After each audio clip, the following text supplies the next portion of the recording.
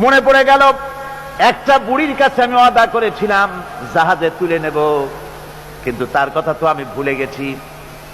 যখন জমিনে তিনি নামলেন, দেখলেন সমস্ত বিল্ডিং গুলি যা কিছু আছে, গাছপালা সব শেষ হয়ে গেছে, মানুষ সব শেষ হয়ে গেছে। মনে পড়লো বুড়ির কথা, হারে তার কথা তো ওয়াদা করেছিলাম সাথে নেব, কিন্তু ভুলে গেছি। হঠাৎ তিনি দূরে দেখতে পেলেন একটা ছোট্ট ঝুপড়ির মতো মনে হয়। মনে করলেন যেখানে পাহাড় পর্যন্ত নড়বড়ে হয়ে গেছে, ছোট্ট ঝুপড়িটা সেখানে টিকলো কি করে? কাছে গেলেন, ভেতরে মানুষ আছে বলে মনে হলো। কাছে গিয়ে ভিতরে জিজ্ঞেস করলেন কে? জবাব এলো, আমি এই ঘরের মালিক, বৃদ্ধা এক বুড়ি, আমি এক মহিলা, তুমি কে? উনি বললেন, আমি আল্লাহর পয়গম্বর হযরত নূহ আলাইহিস সালাম।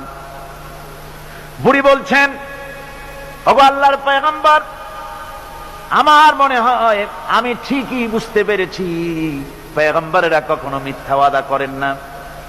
আমার মনে হয় আপনি আমাকে খবর দিতে এসেছেন বন্যা কবে হবে।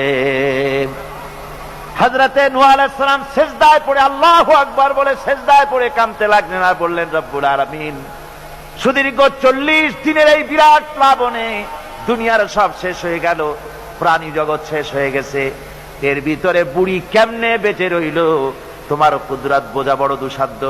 আল্লাহ রাব্বুল আলামিন ডেকে বলেন, নুহুরে, যখন বিপদ এসেছিল, মুসিবত এসেছিল, তুমি তোমার উম্মতকে ভুলে গেছো।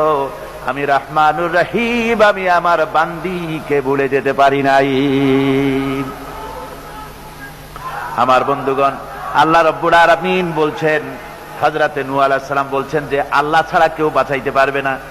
এমনি করে ছেলের সঙ্গে যখন কথোপকথন হচ্ছিল, وحال بينهما الموج فكان من المغرقين, উভয়ের মধ্যে যখন কথাবার্তা হচ্ছিল তখন বিরাট এক ঢেউ এসে কেনানকে কোথায় হারিয়ে দিল, শেষ হয়ে গেল।